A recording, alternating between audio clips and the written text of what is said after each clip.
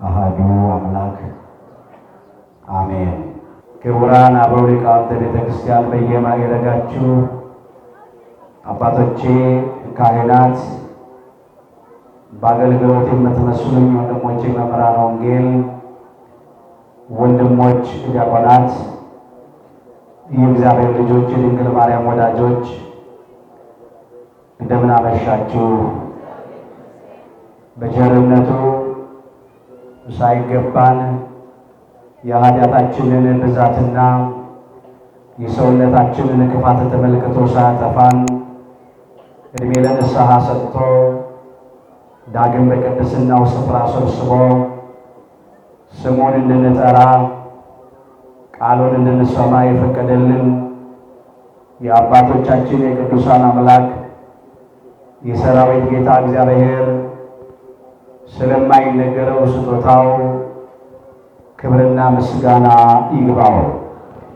የእናታችን የእመቤታችን የቅድስተ ቅዱሳን የድንግል ማርያም የወላዲተ አምላክ ረድኤትና በረከት ለዘላለሙ በሁላችን ላይ አድሮ ይኖር። አምላካችን እግዚአብሔር ሁላችንን በቸርነቱ ጠብቆ እንኳን ለሊቀ መላእክት ለቅዱስ ሚካኤል ዓመታዊ መታሰቢያ ክብረ በዓል በሰላምና በጤና አደረሰን አደረሳችሁ። በደንብ አድርጋችሁ እግዚአብሔርን አመስግኑ። አምላካችን እግዚአብሔር ከሊቀ መላእክት ከቅዱስ ሚካኤል ከእናታችን ከቅድስት አፎምያና ከንጉሱና ከካህኑ ከጻድቁና ከጠቢቡ ከቅዱስ ላሊበላ ረድኤትና በረከት ሁላችንን ያሳትፈን። የተደራረቡ ክብረ በዓላት ስላሉ ነው ይህንን ያነሳው።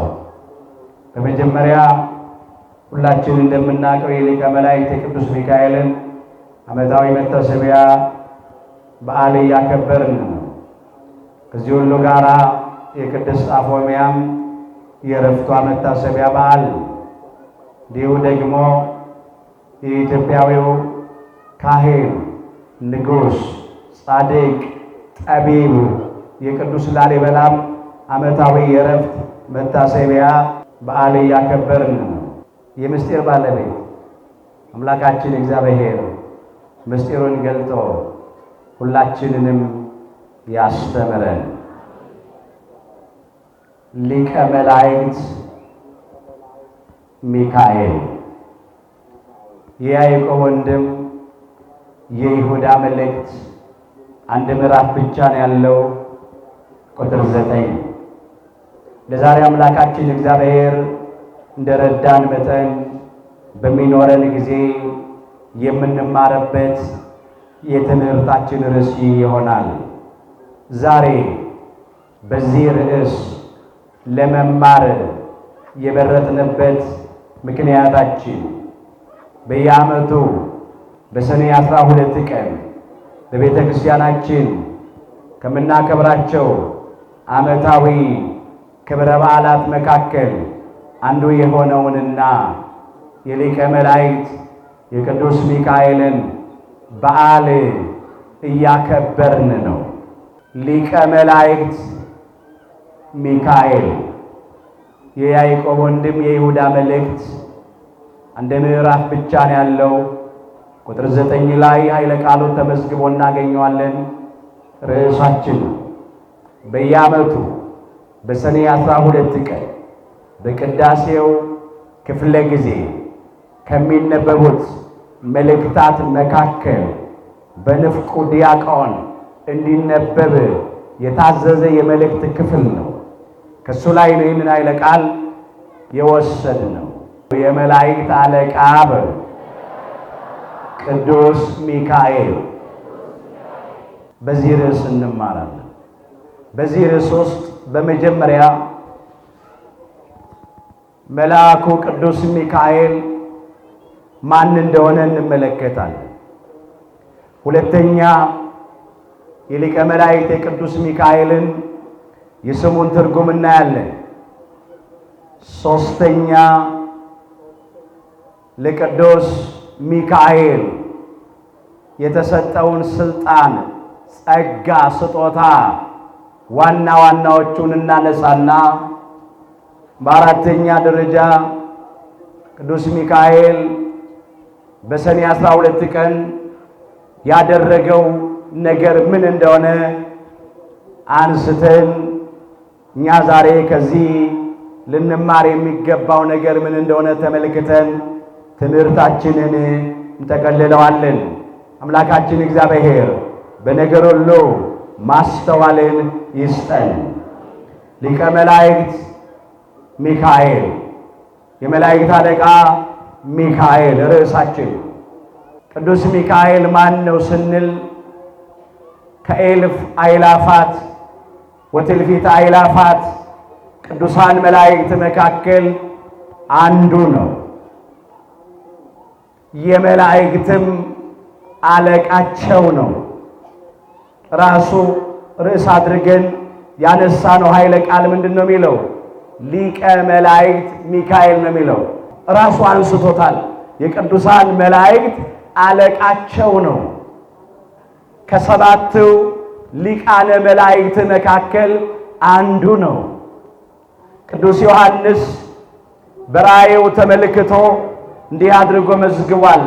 ራእየ ዮሐንስ ምዕራፍ 8 ቁጥር 2 ላይ በእግዚአብሔርም ፊት የሚቆሙትን ሰባቱን መላእክት አየሁ ይላል። ከነዚህ በእግዚአብሔር ፊት ለአገልግሎት፣ ለአምልኮት፣ ለምስጋና ከሚቆሙት ከሰባቱ ሊቃነ መላእክት መካከል አንዱ ሊቀ መላእክት ቅዱስ ሚካኤል ነው። በሌላ ስፍራ ላይ በዚህ በራእየ ዮሐንስ ምዕራፍ 4 ቁጥር 5 ላይ በዙፋኑም ፊት ይላል፣ በሰማይ ባለው በእግዚአብሔር ዙፋን ፊት ያለውን ነው የሚናገረው። በዙፋኑም ፊት 7 የእሳት መብራቶች ይበሩ ነበረ ይላል። እነርሱም 7ቱ የእግዚአብሔር መናፍስት ናቸው ይላል። በቆሞ በሰማይ በሰው እጅ የተለኮሱ 7 የሚበሩ የእሳት መብራቶች ኖረው አይደለም። እነኚህ 7ቱ የእሳት መብራቶች ያላቸው 7ቱን ሊቃነ መላእክትን ነው። እነርሱም 7ቱ የእግዚአብሔር መናፍስት ናቸው ብሎ ነው ያነሳው። 7ቱ የእሳት መብራቶች፣ 7ቱ የእግዚአብሔር መናፍስት አለ። በእሳት መብራቶችና በመናፍስት በመንፈስ መስሎ ያነሳቸው 7ቱን ሊቃነ መላእክትን ነው። ከነኛ አንዱ ሊቀ መላእክት ቅዱስ ሚካኤል ነው። አባታችን ክቡር ዳዊት ሲዘምር መላእክቱን መንፈስ የሚያደርግ አገልጋዮቹንም የእሳት ነበልባል ነው ያለው በመዝሙር 103 ቁጥር 4 ላይ። ቅዱሳን መላእክት በእሳትና በመንፈስ ይመሰላሉ። ለምንድን ነው በሚበሩ የእሳት መብራቶች የሚመስላቸው? ለምንድን ነው መናፍስት የሚላቸው? ይህን እንመለከታለን። በመጀመሪያ መላእክቱን መንፈስ የሚያደርግ ሲል መንፈስ ወይ ነፋስ ረቂቅ ነው። ቅዱሳን መላእክት ረቂቃን ናቸው። አይጨበጡም፣ አይዳሰሱም፣ አይነኩ፣ አይታዩ። አምላካችን እግዚአብሔር እንደፈቀደ የሰው ልጆችን ለመርዳት፣ ለመታደግ፣ ለመጠበቅ፣ ለማገዝ ሲሉ በሰው መልክ ይገለጣሉ እንጂ ረቂቃን ናቸው። ስጋውያን ደማውያን ፍጥረታት አይደሉም፣ መናፍስት ናቸው። ረቂቅነታቸውን ሲያይ መላእክቱን መንፈስ የሚያደርግ አለ። ሌላው መንፈስ ወይም ነፋስ ፈጣን ነው፣ ለተልእኮ ይፋጠናሉና ያንን ሲያይ መላእክቱን መንፈስ የሚያደርግ አለ። ሌላው መንፈስ ወይም ነፋስ ኃያል ነው። ቅዱሳን መላእክትም ኃያላን ናቸውና ኃያላን መሆናቸውን ለማመልከት መላእክቱን መንፈስ የሚያደርግ አለ። አገልጋዮቹንም የእሳት ነበልባል አለ። ለምን በእሳት መሰላቸው ስንል እሳት ብርሃን ነው። ቅዱሳን መላእክት ደግሞ ብርሃናውያን ናቸው፣ እሳታውያን ናቸው። ስለዚህ በእሳት መሰላቸው። ብርሃናውያን ስለሆኑ ነው እሳት ብርሃን እንደሚሆን። ከመላእክት ክብር የተነሳ ምድር ራሷ ትበራለች። በጨለማ ውስጥ ያበራሉ ቅዱሳን መላእክት ብርሃናውያን ስለሆኑ፣ ያውም የማይጠፉ ብርሃኖች ናቸው። እንደ እሳት ብቻ ነደው የሚጠፉ አይደሉም። ተንበልብለው የሚጠፉ አይደሉም። የማይጠፉ ብርሃን እግዚአብሔር በጸጋ ብርሃንነትን የሰጣቸው እሱ በባህሪው ብርሃን ነው። ቅዱሳን መላእክትን በጸጋ ብርሃን እንዲሆኑ ሰጥቷቸዋል። ይህንን ነው ያነሳው። ከመልአኩ ክብር የተነሳ በሉ ምድር በራች። ራዕየ ዮሐንስ ምዕራፍ 18 ከቁጥር 1 ጀምሮ መመልከት ትችላላችሁ። ከማን ክብር የተነሳ? ከመልአኩ ክብር የተነሳ። ዛሬም የጨለመውን ዓለም መልአኩ ቅዱስ ሚካኤል በክብሩ ያበራል። ከመልአኩ ክብር የተነሳ ምድር ምን አለች? በራች። የሚበሩ የእሳት መብራቶችን አየሁ ያለው ለዚህ። ሌላው እሳት ኃያል ነው። ቅዱሳን መላእክትም ኃያላን ናቸው። ኃይላቸውን ሲያይ በእሳት መሰላቸው። እሳት ፈጣን ነው፣ እንዲሁ መላእክትም ፈጣኖች ናቸውና አገልጋዮቹንም የእሳት ነበልባል ብሎ አነሳ።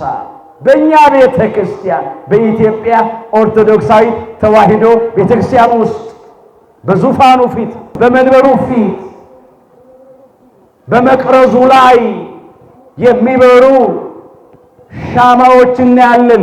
7 መብራቶች ይበራሉ። ይሄ የተወሰደው ከሰማይ ነው። ቅዱስ ዮሐንስ በራእዩ ከተመለከተው ነው። ሥርዓተ ሰማይ ተሰራ በምድር ነው። ቤተ ክርስቲያን የሰማይ ደጅ ናታ። የጸጋው ግምጃ ቤት ናት። በ7ቱ ሊቃነ መላእክት፣ በ7ቱ መናፍስት፣ የእግዚአብሔር መናፍስት፣ በ7ቱ የእሳት መብራቶች አምሳል በመቅረዝ ላይ 7 ሻማዎች በቤተ ክርስቲያን ይበራሉ። በእውነት የሰማይ ደጅ በሆነችው በዚች ቤተ ክርስቲያን እሱን እያመለክን እንድንኖር የረዳን የፈቀደልን አምላካችን እግዚአብሔር ክብር ምስጋና ይግባው። ከዚያ ነው ይሁን። ከነኚህ አንዱ ሊቀ መላእክት ቅዱስ ሚካኤል። በብዙ ስፍራ ቅዱስ ሚካኤል የመላእክት አለቃቸው እንደሆነ ተመስግኗል። ሁለተኛ የቅዱስ ሚካኤል የስሙ ትርጉም ምንድን ነው? የቅዱስ ሚካኤል የስሙን ትርጉም ስንመለከት ሚካኤል የሚለው ቃል የጥንት አረማይክ ወይም የዕብራይስጥ ቃል ነው።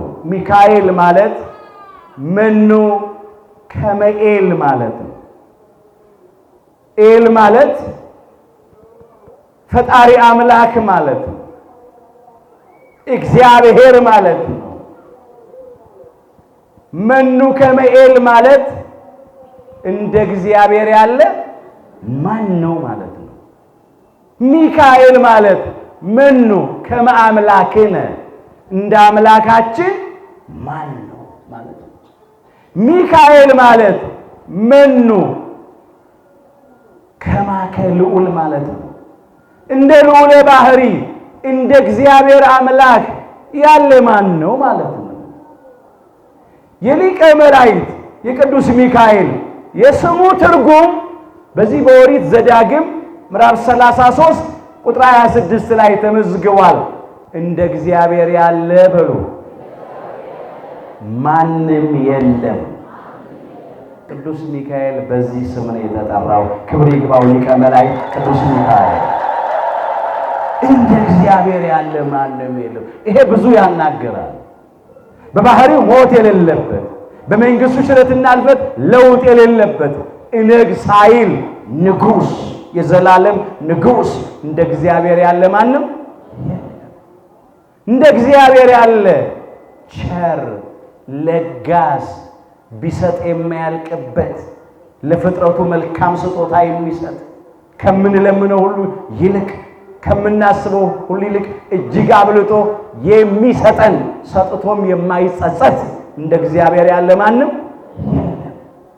ፍጥረቱን በገዛ ፈቃዱ የወደደና የሚወድ፣ እኛ ሳንወደው አስቀድሞ የወደደን፣ እንዲያው ያለምንም ቅድመ ሁኔታና መስፈርት የወደደን የሚወደን፣ ገና ኃጢአተኞች ሳለን እንኳን የወደደን፣ እየጠላ ነው ጠላቶቹ ሳለን የወደደን፣ ወረት በሌለበት በማይቀዘቅዝ በጥላቻ በማይለወጥ በዘላለም ፍቅሩ የወደደን፣ ፍቅር የፍቅር ምንጭ የፍቅር ባለቤት የሆነ እንደ እግዚአብሔር ያለ ማንም የለም። እነጽ አይል ንጹሕ፣ እጸድቅ አይል ጻድቅ፣ እቀደስ አይል ቅዱስ፣ በባህሪው እንደ እግዚአብሔር ያለ ማንም የለም። የጠቢባን ጠቢብ፣ ለጥበቡ ወሰን መጠን ልክ ድንበር የሌለው እንደ እግዚአብሔር ያለ ማንም የለም።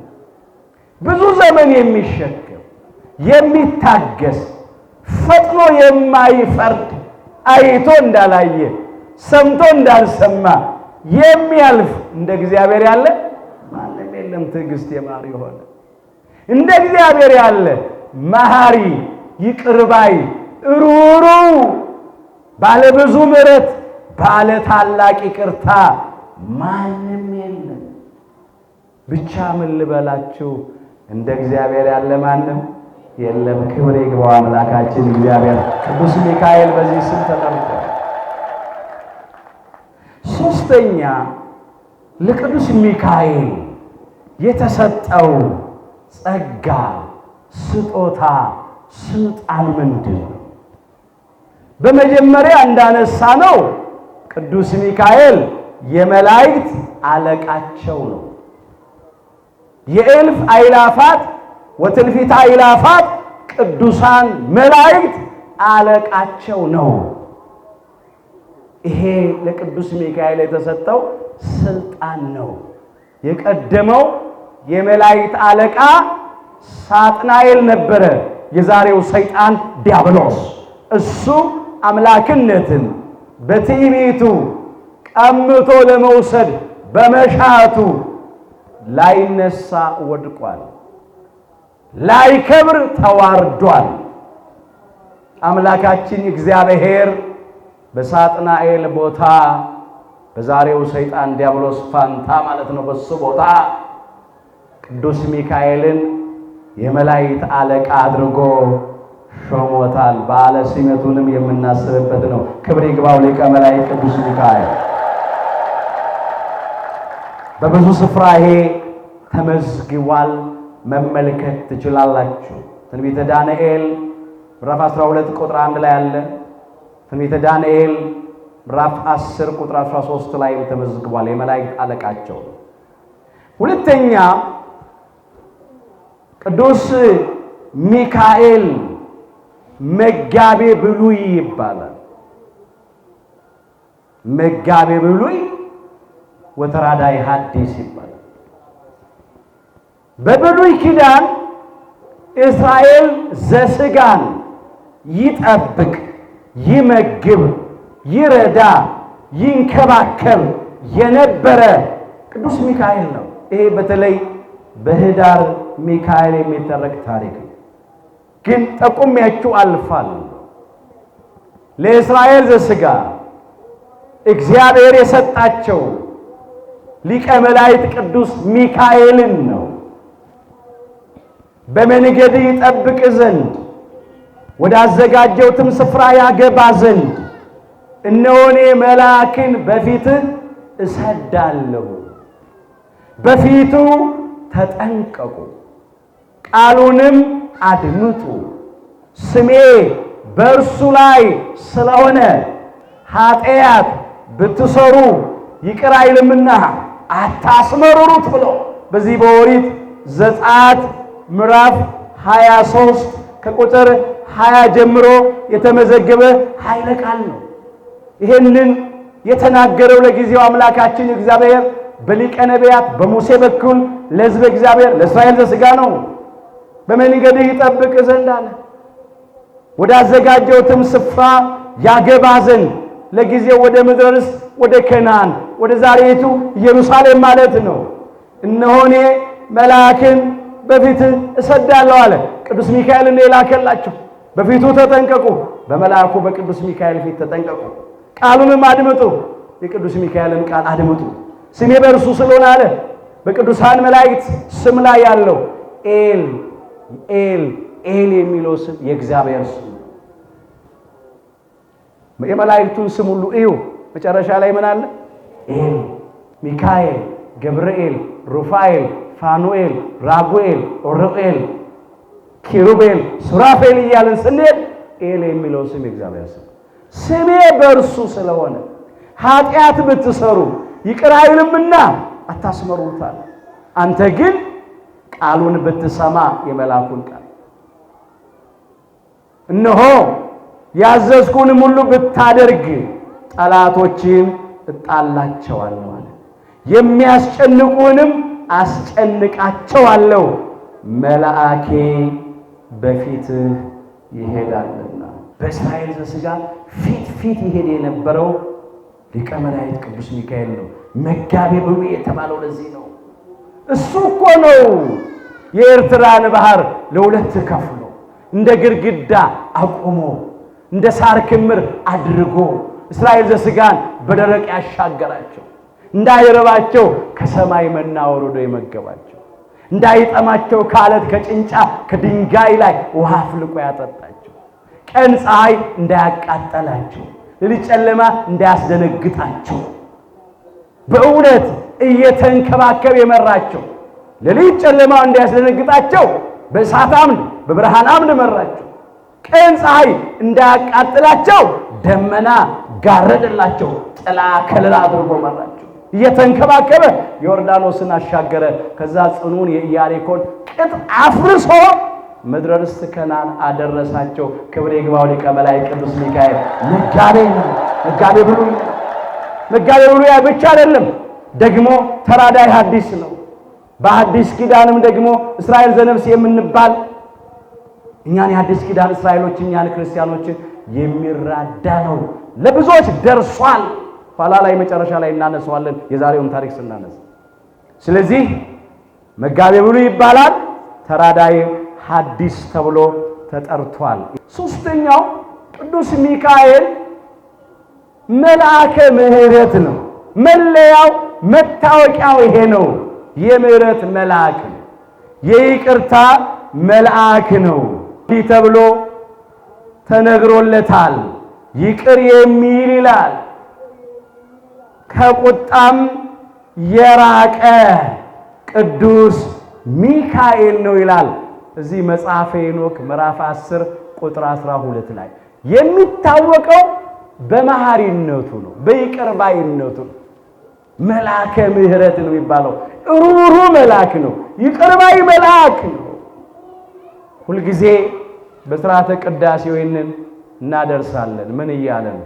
ተውቦ ምሕረት ለሚካኤል። ለሚካኤል ምን ተሰጠው? ምሕረት ተሰጠው፣ ይቅርታ ተሰጠው እንላለን። አምላካችን ጌታችን መድኃኒታችን ኢየሱስ ክርስቶስ ለድነት ዓለም ለቤዛ ዓለም በዕለተ ዓርብ በተሰቀለ ጊዜ ምን ይላል? ሚካኤል አርመመ ይላል። ሚካኤል ምን አለ? ዝም አለ። ገብርኤል ግን ምን ይላል? ተደመ ይላል። ገብርኤል ተቆጣ። አሁን አንዳንድ ሰዎች ምን ይላሉ? ገብርኤል እኮ ቁጡ ነው። ሚካኤል እንዳየ ማናይ ገብርኤል ቢያይ ኖሮ ቢሉ ሰዎች ሚካኤል ሩሩ መልአክ ነው። መሐሪ ይቅር ባይ መልአክ ነው። ይሄ ምህረት ለቅዱስ ሚካኤል ተሰጥቶታል። ዛሬም መልአከ ምህረት ቅዱስ ሚካኤል በተሰጠው ጸጋና ስልጣን በእውነት ከመሐሪው አምላካችን ከይቅር ባዩ አምላካችን ከእግዚአብሔር ለሁላችን ምህረትን ያሰጠን በዚህ ይታወቃል ቅዱስ ሚካኤል። አራተኛ ቅዱስ ሚካኤል የተሰጠው ጸጋ ወይም ስልጣን ምንድነው ብንል ስለ ሕዝብ ልጆች ይቆማል። በዚያ ዘመን ስለ ሕዝብ ልጆች የሚቆመው ታላቁ አለቃ ሚካኤል ይነሳል። ትንቢተ ዳንኤል ምዕራፍ 12 ቁጥር 1። በብሉይ ኪዳን ቅዱስ ሚካኤል ለእስራኤል ዘሥጋ ቆሞላቸዋል። በአዲስ ኪዳን ደግሞ ለእስራኤል ዘነፍስ ለኛ ለክርስቲያኖች ይቆምልናል። መቆም ማለት ሶስት ነገሮችን እናያለን። በመጀመሪያ መቆም ማለት የእግዚአብሔርን ሕዝብ መንከባከብ፣ መጠበቅ፣ መርዳት፣ ማዳን ነው። ይሄ በእስራኤል ዘሥጋ ሕይወት ውስጥ ተፈጽሟል። ቅዱስ ሚካኤል እንዲህ አድርጎላቸዋል። እያበላቸው፣ እያጠጣቸው፣ እየመራቸው፣ እየተንከባከባቸው፣ ባህር እየከፈለ ጠላት እየገደለ ከግብጽ ከባርነት ቤት ነፃ ማውጣት ብቻ አይደለም፣ ሰናክሬምንና አሦራውያንን ድል ያደረገ ለእስራኤል ዘሥጋ የቆመ ቅዱስ ሚካኤል ነው። በአንድ ቀን 185,000 የገደለ ቅዱስ ሚካኤል ነው። ክብር ይግባው ሊቀ መላእክት ቅዱስ ሚካኤል ቆሞላቸዋል። ብዙ ጊዜ ቆሟል። ከጠላት እጅ አድኗል፣ ታድጓል። ይሄንን ማለት ነው ቆሞላቸዋል። ለኛም ደግሞ ይቆማል፣ እናነሳዋለን። ሌላው መቆም ማለት ከዲያብሎስና ከሰራዊቱ ጋራ ታግሎ ዲያብሎስና ሰራዊቱን ድል ማድረግ ነው። ስጋ ከለበሱ ከክፎች ሰዎች ብቻ አይደለም የሚያድነው፣ ከዲያብሎስም ያድናል። ይሄ ርዕስ አድርገን የተነሳንበት ኃይለ ቃል ሚካኤል ግን ይላል ስለ ሙሴ ስጋ ከዲያብሎስ ጋራ በተከራከረ ጊዜ እግዚአብሔር ይገሥጽሃለው እንጂ የስድብን ቃል ሊናገር አልደፈረም፣ አልወደደም ይላል። አዎ ሰይጣን ዲያብሎስ የሙሴን ስጋ ከተቀበረበት በምትሃት አምጥቼ ያሳያቸዋለሁ ብሎ እስራኤል ዘሥጋን ባዕድ አምልኮ ወይም ጣዖት ሊያስመልካቸው ወደደ። አምላካችን እግዚአብሔር የሙሴን መቃብር ሰውሮታል። እስካሁን ድረስ መቃብሩ አይታወቅም የት እንዳለ። ለምን? እስራኤል ዘሥጋ በጣም ሙሴን ይወዱታል፣ ያከብሩታል። ከመውደድ ከማክበር ከማድነቅ አልፈው እንዳያመልኩት። የኛ ሰው እንደዚህ ነው። በየዋህነት እንኳን አንዳንድ ጊዜ የእግዚአብሔርን ክብር ለሰዎች የምንሰጥ ሰዎች አለን። ትንሽ ነገር ሰምተን ምንም ሳናይ ኧረ አንዳንድ ደፋሮች አሉ። አልሰማችሁም? እንደ አንዳንድ ደፋሮች ሲናገሩ ገሌ ወይም አቶ ገሌ ወይም ነገሌ የሚሰሩት ስራ ከእግዚአብሔር ይበልጣል። አልሰማችሁም? አካያችሁ እንዴ! አለማወቅ ከባድ ነገር ሰነፈና እስራኤል ዘሥጋ በየዋህነት ያንን ያደርጉ ሲሆን እግዚአብሔር የሙሴን መቃብር ሰወረው። እስከ ዛሬም ድረስ መቃብሩን ማንም አያውቅም ይላል ዘዳግም 34 ቁጥር 6 ጀምሮ ማየት ትችላላችሁ። ዲያብሎስ ግን ምን አደረገ? የምትወዱት፣ የምታከብሩት፣ የምታደንቁትን የሙሴን ሥጋ ላሳያችሁ አለ። ላምጣው አለ ሙሴን። ከመቃብሩ ቀስቅሼ ላምጣው እና ሥጋውን ልስጣችሁ ላሳያችሁ። ያን ጊዜ ሊቀ መላእክት ቅዱስ ሚካኤል ስለ እስራኤል ዘሥጋ ቆመ፣ ተከራከረ ከዲያብሎስ ጋር። ከዚያስ ዲያብሎስን ገሰጸው። እግዚአብሔር ይጣልሃል፣ እግዚአብሔር ይገስጽሃል። የኃጢአትን አባት የሐሰትን አባት የክፋትን አባት ዲያብሎስን እንኳን ቅዱስ ሚካኤል አልሰደበውም። ማን ይገስጻል? እግዚአብሔር ይገስጻል። ማን ይጣላል? እግዚአብሔር ይጣላል። እዩት፣ አስተውሉ። አንደኛ እንደው የዝምታ መልአክ የምህረት መልአክ እንደሆነ ነው የሚያሳየው።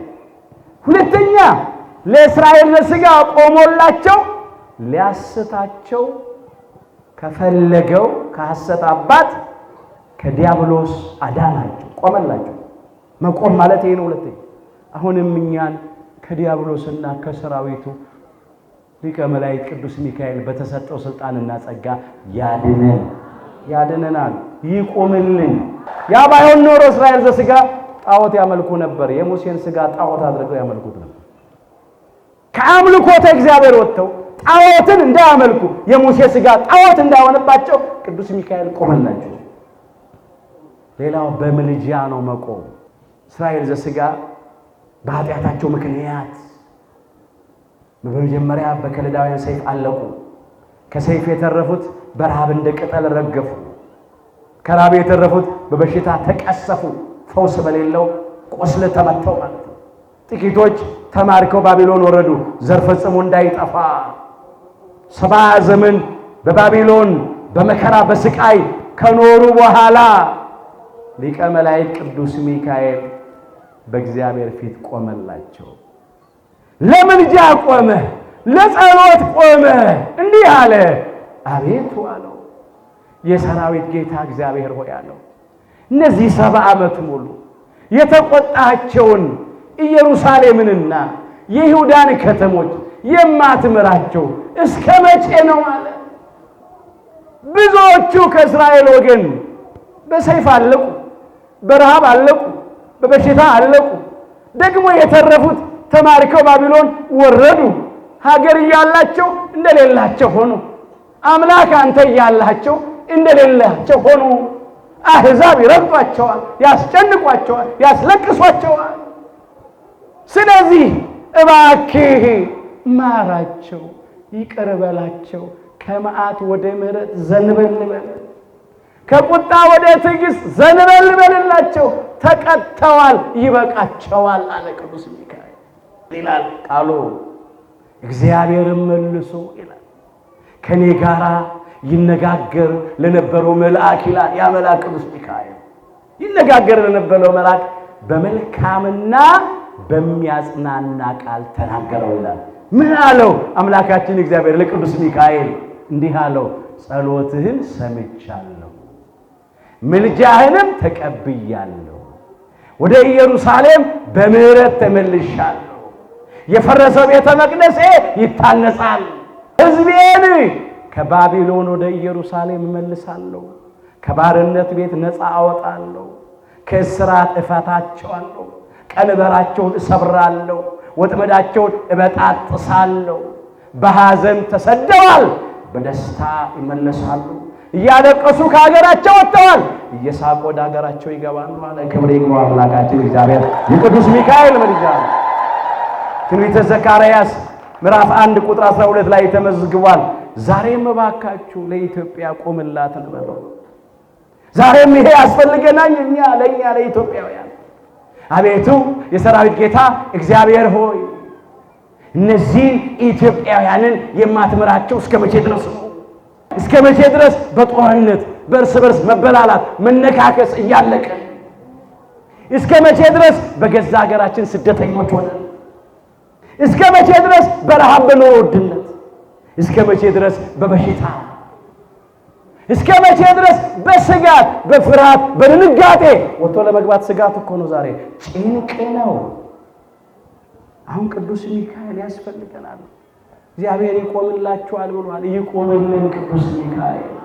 መቆም፣ መምራት፣ መጠበቅ፣ መንከባከብ፣ መታደግ ብቻ አይደለም። በእውነት ጠላትን መጣል፣ ድል ማድረግ ብቻ አይደለም። ከዲያብሎስ ማዳን ብቻ አይደለም። መቆም የእግዚአብሔርን ምሕረት መለመን ነው፣ ምልጃ ማቅረብ ነው። ቅዱስ ሚካኤል ለመነ። ብዙ ጊዜ ምን ይላሉ መናፍቃኑ፣ ተጠራጣሪዎቹ፣ ሐሰተኞቹ? መላእክት ከሰማይ ወደ ምድር ከእግዚአብሔር ወደ ሰው ነው እንጂ ከሰው ወደ እግዚአብሔር አይሄዱም ይላል። አይለምኑ ይላል። ታዲያ አሁን ከማን ወደ ማን ነው? አቤቱ የሰራዊት ጌታ እግዚአብሔር ሆይ ብሎ የለመነው ቅዱስ ሚካኤል ወደ ማን ነው? ወደ እግዚአብሔር። ይኸው ማለደ ስለ እስራኤል ሥጋ። ዛሬም ይማልዳል፣ ይለምናል፣ ይጸልያል። ግን የሚለምነው ለእግዚአብሔር ሕዝብ ነው። የሚቆመው ለእግዚአብሔር ሕዝብ ነው። ለመናፍቃን አይቆምም። ለተጠራጣሪዎች፣ ለካህዲዎች፣ ጣዖት ለሚያመልኩ፣ እግዚአብሔርን ለማያመልኩ አይቆምም። በዚያን ጊዜ በሉ ታላቁ አለቃ በሉ ሚካኤል ስለ ሕዝብ ልጆች ይቆማል። በዚያን ጊዜ አለ። በመጨረሻው ዘመን ዋዜማ ነው።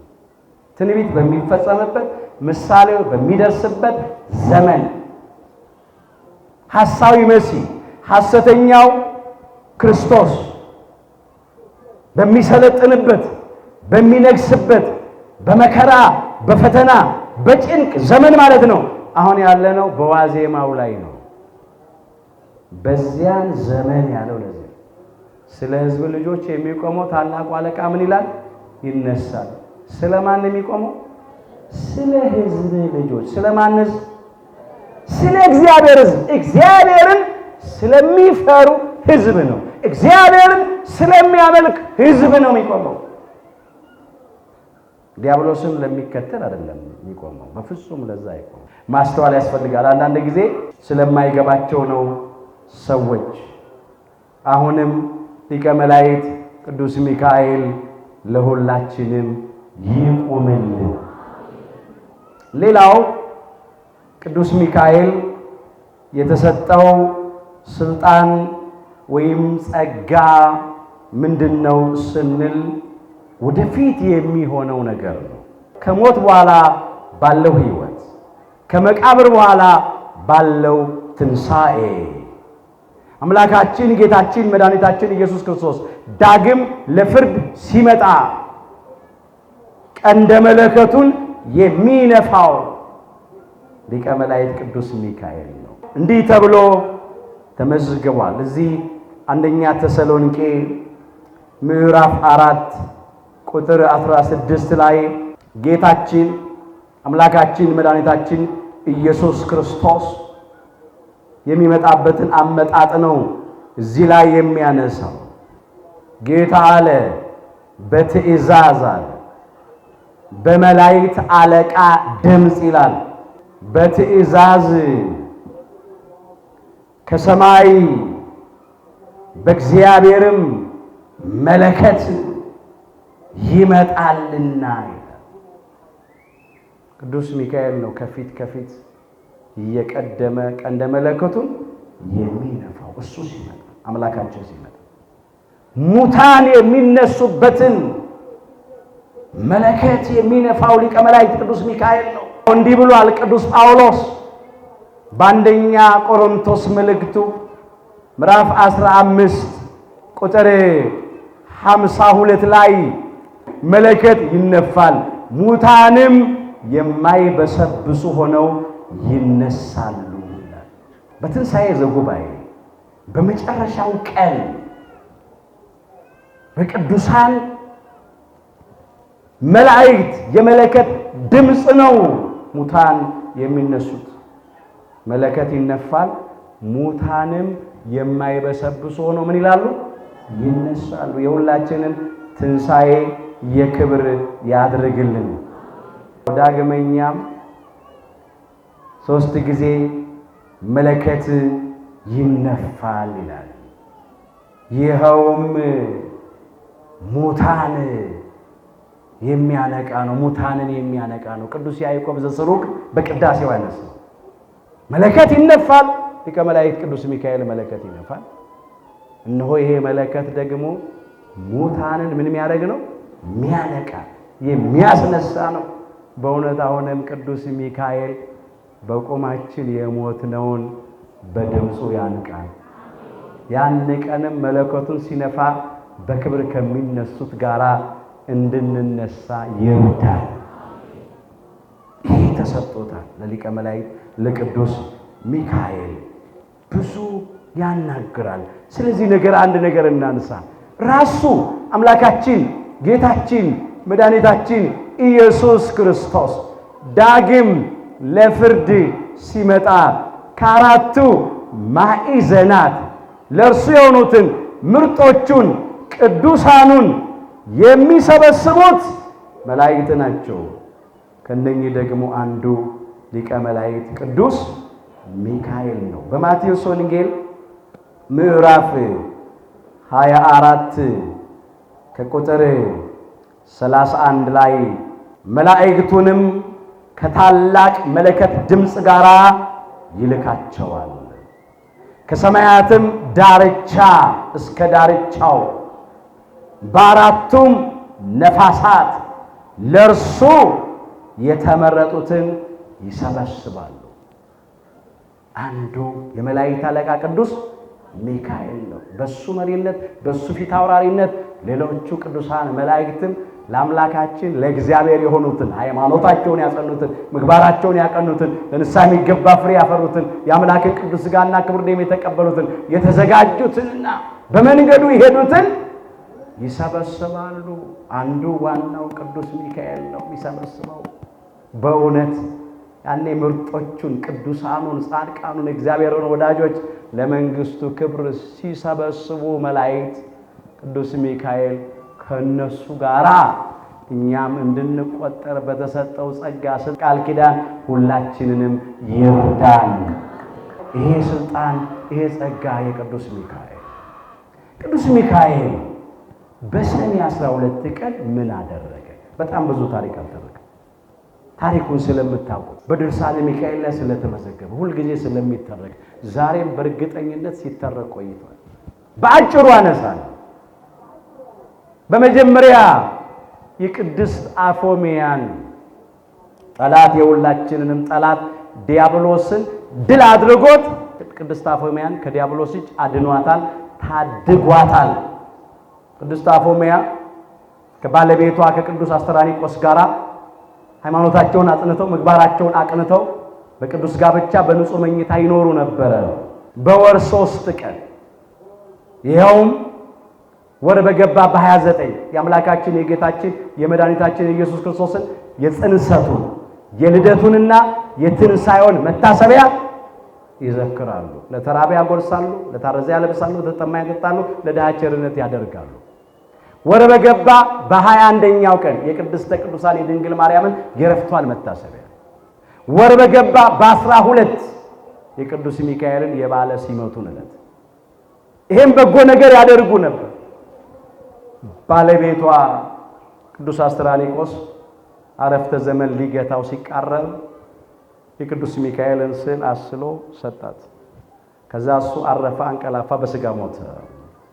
ቅድስት አፎሚያ እንደ ድሮ ባለቤቷ እንደነበረ ሃይማኖቷን አጽንታ ምግባሯን አቅንታ ምጽዋት እየመጸወተች ቀጠለች። ሰይጣን በመጀመሪያ በባልቴቶች አድሮ ከዚያ ላይ ያወጣት ፈለገ። ሁለተኛ በመነኩሲት ተመስሎ መጣ። ሶስተኛ ሚካኤል ነኝ ብሎ መጣ። ከባዱ ነው። ምጽዋት እንድታቆም አንቺ ለምንድን ነው የተራበ የምታጎርሽው? የታረዘ የምታለብሽው? የተጠማ የምታጠጪው? ለምን በጎ ታደርጊያለሽ? ይሄ እኮ ይጎዳሻል፣ ደሃ ያደርግሻል፣ ይቅርብሻል። እንዴ ምጽዋትማ ከእግዚአብሔር የታዘዘ ነው፣ እግዚአብሔርን ደስ የሚያሰኝ ነው። ባለቤቴም ሲያደርግ የነበረው ይሄንን ነው፣ ይሄን አደርጋለሁ አለች። መልካም ማድረግም ብሎ ለሌሎችም ማካፈልን አትርሱ። እንዲህ ያለው መስዋዕት እግዚአብሔርን ደስ ያሰኘዋል። ዕብራውያን ምዕራፍ 13 ቁጥር 16 እግዚአብሔር ደስ ከሚሰኝባቸው መስዋዕቶች መካከል ማካፈል መርዳት ነው። ገንዘብ ያለን ገንዘባችን፣ ጉልበት ያለን ጉልበታችን፣ ዕውቀት ያለን ዕውቀታችን ማካፈል፣ በጎ ሐሳብ ያለን ሐሳባችንን ማካፈል፣ አካፈል እግዚአብሔር ደስ ያሰኘዋል። እሷ ታካፍል ነበር። ዲያብሎስ ደግሞ ይህን አይወድም። ከሚቀበል ይልቅ የሚሰጥ ብፁዕ ንዑድ ክቡር ምስጉን ነው የተባለው። ይሄን ነበር የምታደርገው። ከዚህ ሊያስወጣት ፈለገ። ለምን ባልሽ ሞቷል፣ አሁን ለምን አታገቢም አላት። በቃ እኔ ብቻዬን ልቤ ሳይከፈል እግዚአብሔርን እያገለገልኩ ነው የምኖረው አለች። በብዙ ነገር ከጽድቅ ወጥታ ኃጢአት እንድትሰራ ቅድስና ተለይታ በርኩሰት እንድትመላለስ ሞከረ፣ አልቻለም። አንድ ቀን በሰኔ 12 ቀን እኔ ቅዱስ ሚካኤል ነኝ ብሎ መጣ። ከዛ ቅድስት አፎምያ ስር ሰዳን ያደገችው በተደላደለውና በጸናው መሰረት ላይ ቆማለች። ሃይማኖቷን ጠንቅቃ ታውቃለች። ከዚያ አንተማ ቅዱስ ሚካኤል አይደለም ማለት የቅዱስ ሚካኤል ስዕል እኮ አለኝ ብላ ከጸሎት ቤቷ የቅዱስ ሚካኤልን ስዕል ይዛ ወጣች። እንዴ ቅዱስ ሚካኤል የብርሃን መስቀል ትዕምርተ መስቀል ይዟል፣ አንተ ግን የለህም አለችው። አይ መስቀል ለሰው ልጆች ለአዳምና ልጆች እንጂ እኛ መስቀል እኮ ያስፈልገናል። ምን ያደርግልናል? ምን ይጠቅመናል አለ።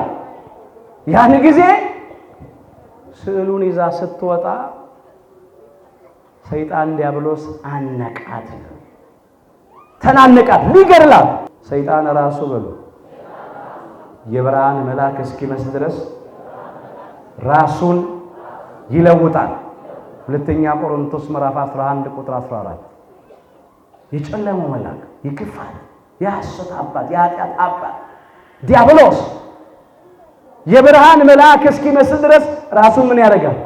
ይለውጣል። ለውጦ መጣ። ግን ቅድስት አፎምያን አላሸነፋትም፣ ድል አደረገችው። ያን ጊዜ ሊቀ መላእክት ቅዱስ ሚካኤል እየበረረ ከሰማይ ወረደ። ቅድስት አፎምያንም ከዲያብሎስ እጅ አዳናት፣ ከእግሮቿ በታች ጠላቷን ጣለላት።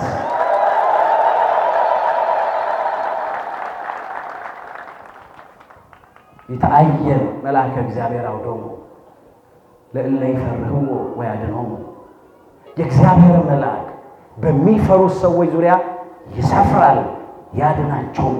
መዝሙር 33 ቁጥር 7 የእግዚአብሔር መልአክ እንደ ቅዱስ ሚካኤል እግዚአብሔርን በሚፈሩ እግዚአብሔርን በሚያመልኩ እግዚአብሔርን በሚወዱ ለእግዚአብሔር በሚገዙት ሰዎች ዙሪያ ይከትማል፣ ይሰፍራል፣ ይከባቸዋል፣ ያድናቸውም አላለ። ቅድስት አፎምያን ከዲያብሎስ እጅ ያዳነበት ቀን ነው። ቅዱስ ሚካኤል ክብር ይግባው፣ ሃይማኖቷን ስላጸና ምግባሯን ስላጸና። እንግዲህ በሉ ለእግዚአብሔር ተገዙ፣ ዲያብሎስን ግን ተቃወሙት፣ ከናንተ ይሸሻል። ወደ እግዚአብሔር ቅረቡ፣ ወደ እናንተም ይቀርባል። የያዕቆብ መልእክት ምዕራፍ 4 ቁጥር 7 ቅድስት አፎምያ ለማ ተገዛች?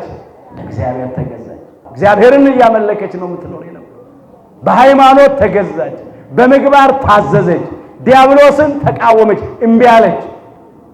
ምጽዋት አላቆምም አለች፣ ኃጢአት አልሰራም አለች፣ ከእግዚአብሔር አልለይም አለች፣ ጸሎት አላቋረጥም አለች፣ እኔ የምገዛው ለእግዚአብሔር ነው አለች። ስለዚህ ዲያብሎስን ተቃወመችው። ዲያብሎስ ከሷ ሸሸ፣ ተሸነፈ፣ ድል ተነሳ። እግዚአብሔር ቀረባት፣ መልአኩ ቅዱስ ሚካኤልን ላከላት፣ ከጠላቷም እጅ አዳናት። ዛሬም ለኛ ይሄ ይደረጋል። እንደ ቅድስት አፎምያ ሃይማኖታችንን እናጽና፣ ምግባራችንን እናቅና፣ በጾም በጸሎት በስግደት እንኑር፣ በቅዱሳን መላእክት ቃል ኪዳን እንተማመን። ቅድስት አፎምያን ያዳነ ሊቀ መላእክት ቅዱስ ሚካኤል እኛንም ያድናል። ለሷ የደረሰ ለኛም ይደርሳል። ደግሞ መልአኩ ቅዱስ ሚካኤል ሰልፉን ያውቀዋል፣ ጦርነቱን ያውቀዋል። በሰማይ በተደረገው ሰልፍ እኮ ዲያብሎስንና ሰራዊቱን ድል አድርጓል። በሰማይም በሉ ሰልፍ ሆነ። ሚካኤልና መላእክቱ ዘንዶውን ተዋጉ። ዘንዶውም ከመላእክቱ ጋር ተዋጋ፣ አልቻላቸውም። የመጀመሪያው ሰልፍ ወይም ጦርነት የተካሄደው በሰማይ ነው። ጦርነቱ የተካሄደው ደግሞ በሊቀ መላእክት በቅዱስ ሚካኤልና በዘንዶ መካከል ነበር። ሊቀ መላእክት ቅዱስ ሚካኤል ቅዱሳን መላእክቱን ይዞ አለቃቸው ፊት አውራሪያቸው ስለሆነ፣ በዛኛው ደግሞ በግራ በኩል እነ ቅዱስ ሚካኤል በቀኝ በኩል ነው። መላእክት ቅዱሳኑ በቀኝ ስለሆነ ዲያብሎስና ሰራዊቱ ዘንዶ ይለዋል፣ የቀደመው እባብ ይለዋል፣ ሰይጣን ዲያብሎስ ይለዋል። ሰይጣን ቃሉ ዕብራይስጥ ነው። ዲያብሎስ ቃሉ የጽር ወይም የግሪክ ነው። የቃሉ ትርጉም አሰናካይ፣ ከሳሽ፣ ተቃዋሚ፣ ክፉ፣ ጠላት ማለት ነው። ጦርነት ተካሄደ። ሚካኤልና መላእክቱ አለ ዘንዶን ተዋጉት፣ ዲያብሎስና ሰራዊቱን ተዋጉት። ከዚያም ዘንዶ አልቻላቸውም፣ ተሸነፈ። ቅዱስ ሚካኤል ዲያብሎስን አሸነፈው። ቅድስት አፎምያን ሊያስታት፣ ሊያጠፋት፣ ሊገድላት በመጣ ጊዜ ብቻ አይደለም፣ ቀድሞም በሰማይ ጦርነት ዲያብሎስ ተሸንፏል፣ አይችልም። እንደ ቅድስት አፎምያ ያሉ ደግሞ ዲያብሎስን ያሸንፋሉ ሚካኤልን ይዘው። እኛም ከያዘን ቅዱስ ሚካኤልን እናሸንፋለን። ጠላት አያሸንፈንም። አሁን እንደ ቅድስት አፎምያ በቅዱስ ሚካኤል ቃል ኪዳን መተማመን ነው። እግዚአብሔርን ማመንና ለእግዚአብሔር መታመን ነው። ቅድስት አፎምያ እግዚአብሔርን ታምን ነበረ፣ ለእግዚአብሔርም ትታመን ነበረ። ይሄን ካደረግን ማን ያሸንፈናል? ለእመ እግዚአብሔር ምስሌነ መኑ ይክለነ። እግዚአብሔር ከኛ ጋር ከሆነ ማን ይችለናል ነው የሚለው ሮሜ ምዕራፍ 8 ቁጥር 31 ላይ። ማንም አይችለንም። አፎምያ በሰው ሰውኛውማ ደካማ ናት፣ ሥጋ የለበሰች ሴት ናት። ግን ከእሷ ጋር ማን ነበረ? እግዚአብሔር ነበር። ከእሷ ጋር ቅዱስ ሚካኤል ነበር። እግዚአብሔር ባለበት ደግሞ መላእክቱ አሉና፣ ንጉሡ ባለበት ሰራዊቱ ስላሉና፣ ዛሬም ሰይጣን በሰዎች ላይ አድሮ ይመጣል። ጾም አቆሙ በዛ ይላል፣ ጸሎት ረዘመ ይላል፣ ቤተ መቅደስ ምን ያደርጋል? ድንጋይ ነው ይላል፣ መስቀል እንጨት ነው ይላል፣ ታቦት ጣዖት ነው ብሎ ይናገራል። መናፍቃኑ ዛሬ እስቲ እዚያው እንመለስ። ሰይጣን ይላል የብርሃን መልአክ እስኪመስል ድረስ ራሱን ምን ያደርጋል? ይለውጣል አለና ይቀጥላል። እዚያው ሁለተኛ ቆሮንቶስ 11:14 ላይ አገልጋዮቹ ደግሞ የሰይጣን አገልጋዮች ከሃዲዎች፣ ተጠራጣሪዎች፣ ሐሰተኞች የጽድቅ አገልጋዮች እንዲመስሉ ራሳቸውን ቢለውጡ ታላቅ ነገር አይደለም፣ ፍጻሜያቸው እንደ ስራቸው ይሆናል ይላል። አሁን የእግዚአብሔርን ስም ሲጠሩ መናፍቃን ሲቅለሰለሱ፣ የመጽሐፍ ቅዱስ ጥቅስ ሲጠቅሱ እያጣመሙ በቃ በጣም የጽድቅ አገልጋዮች ነው የሚመስሉት፣ የእውነት አገልጋዮች ነው የሚመስሉት፣ ግን ውሸታቸው ነው። ሰይጣን ራሱ እንኳን የምን መልአክ እስኪመስል ይለውጣል? የብርሃን መልአክ። ስለዚህ እንዳይደንቃችሁ ሐሰተኞች ናቸው፣ አታዳምጧቸው። ቅድስት አፎምያ መሰረት ስለነበራት ነው። ምጽዋት አላቆምም መጸውታለሁ፣ መጽውቼ አልደኸይም፣ ስጡ ይሰጣችሁማል ነው የሚለው መጽሐፉ። በሰጠው ቁጥር ይጨመርልኛል፣ አይጎርልብኝም፣ ይሞላልኛል አለች። አያችሁ፣ መሰረት ያለው ሰው አይሸነፍም። እንደው ቅድስት አፎምያን አዳናት ቅዱስ ሚካኤል ብቻ ብሎ ተርኮ መለያየት አይደለም። ዛሬ በሷ መንገድ ላይ ያስፈልጋል። በእውነት እንደ ቅድስት አፎምያ ሃይማኖታችን እንድናጸና፣ ምግባራችን እንድናቀና፣ በሷ መንገድ እንድንመላለስ እግዚአብሔር ሁላችን ይርዳን። አንዱ ይሄ ታሪክ ነው።